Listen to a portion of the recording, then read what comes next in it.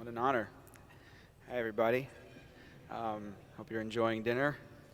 Just want to welcome His Eminence and all the distinguished guests and the friars, counselors, and everybody who helped me to get here today, especially my parents and God. I'm an alcoholic. I'm a drug addict. I'm also a brother, Christopher. I'm going to share my story, just a little bit about what I was like, what happened, what I'm like now. So in case anybody's wondering, this isn't a 12-step meeting. If anybody wandered in here by mistake, just so you know, it may sound like I'm qualifying like as if I was at one, but it's just a dinner. So I will tell you that I got sober on actually November is my date, but November 16th, 2010.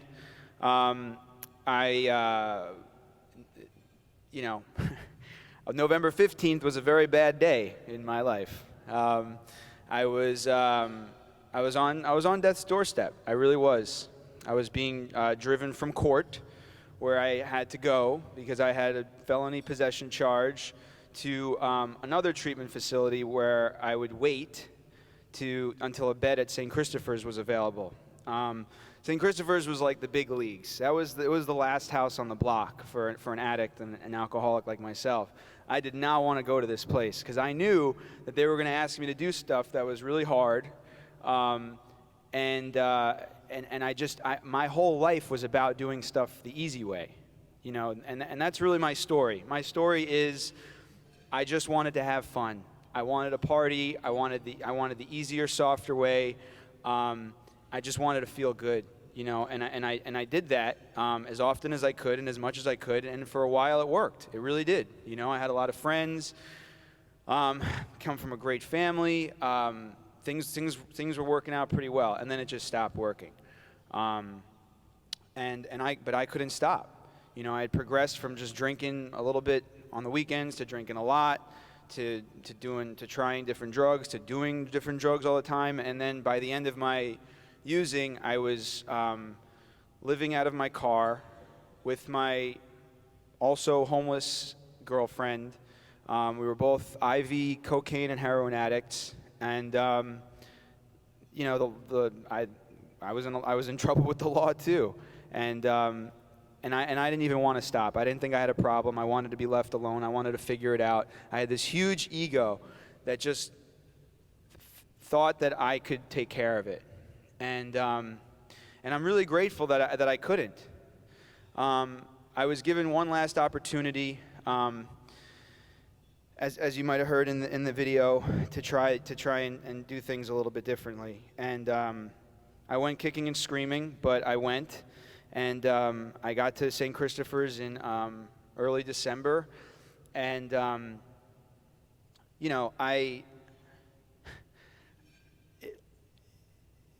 my dad had come to give me a few extra articles of clothing because I knew I'd be there for like an extended stay, 60 to 90 days of living abandoning the lifestyle that I'd grown so accustomed to. It seemed unfathomable to me. It seemed like an eternity. It seemed like a life sentence. But that's exactly what I needed. I needed to be away from my old life as long as possible in a safe place. So when my dad showed up that day and I was in the office, the admissions office, I felt like a camper on visiting day. I was like holding on his leg, like I didn't want him to leave, without me. And thank God he left. He left, and then. The men at St. Christopher's, I wasn't coddled by the staff and by the other men there. I was shown a bit of tough love, but that's exactly what I needed. I needed to be humbled. I needed to be beaten into a state of reasonableness, which I was at that particular point. So I wrote a few things down. I just want to make sure I cover all the bases here. So I was given a locker that I lived out of.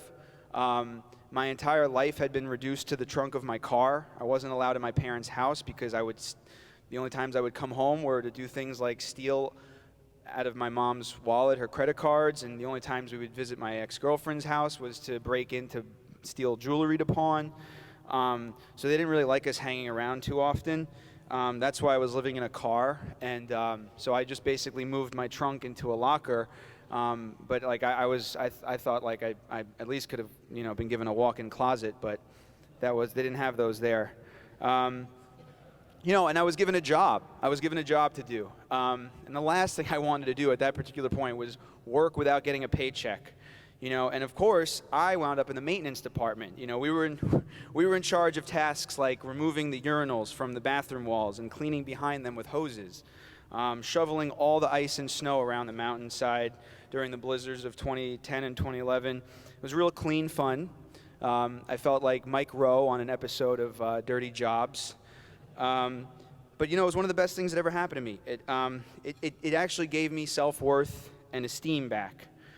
It gave me a taste of discipline, and a sense of altruism. Here was a place that was willing to do so much for me, and this was my small way of being able to give back a little bit. I felt accomplished. I felt like I had something to offer. I felt useful. That was a feeling that had long since been gone. I felt useless when I showed up. I wouldn't have had the language for this, and this kind of all happened on a subconscious level. I acknowledge it mostly in hindsight. There were plenty of days where I was not happy to be there, but I did it. And that's really been the story of my recovery. Is that I show up for life today, no matter what, how I think or feel about it, I just do it. And that's the work ethic that I was taught at St. Christopher's. Just to do it. And the payoff, the reward might come a little bit later. And for someone like me who really thrives off immediate gratification, that is a monumental shift. But it happened. I mean, it's real. It really happened for me at St. Christopher's. I felt fully supported by the other brothers and the caring staff. My counselor Richard had recently become a group counselor, and I thought, of course, just my luck. I got stuck with the new guy. But that was another blessing. This man showed such unending compassion, and I believe it was through his careful guidance and that of the other counselors that, I really had a program in place while I was at St. Christopher's, and then an aftercare plan that would then save my life. I was also lucky to get sober at a time of year when I got to experience the shift of the seasons. I got to see the harsh perils of winter and then the fruitful blossoming of spring. Janet and the kitchen staff would take some of the brothers on picturesque hikes around the property. And that wasn't the only activity I look forward to every week. There was yoga that was brought in and weekly. And then coffee shop, which is what this talent show is termed, permitted us to write and play our own music and showcase some of the talents that we perhaps didn't even know we had. I took my singing career from the shower to the choir as the lone Jewish choir boy at that particular time. And then to the stage at St. Christopher's, and it felt really, really good.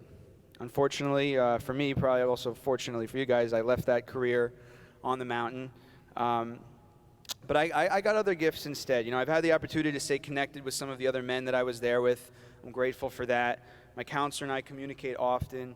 I get to come each year for the Alumni picnic, which is incredible to see, just to watch a front row seat to the other miracles that are occurring. And thanks to the life-changing family program, I began to rebuild the relationships with the parents that had to feed me sandwiches through a screen door because they didn't trust their own son, and the sister that I had just lost the relationship with, all at Graymore. My life today is really good. If you told me 10 years ago that this is how things would look for me at 31, I wouldn't have believed you, mostly because I wouldn't have thought I wanted it. I didn't know that peace, friendships, family relations, and most of all, this sense of usefulness would have been so cherished. And to think, I could have missed it all. I need to say this, I don't do this thing called life perfectly, but I have learned how to not have to use when I make mistakes or when life throws curveballs. And they are both many and often. But my life is also very fun. Today, it looks like I do cool stuff like improv, and I travel often. I go out and listen to and dance to music regularly. I go on dates with women that actually like me, sober, sometimes. I was able to continue the career that like I almost lost forever, and I've explored new career paths too. Last year I became a certified health coach.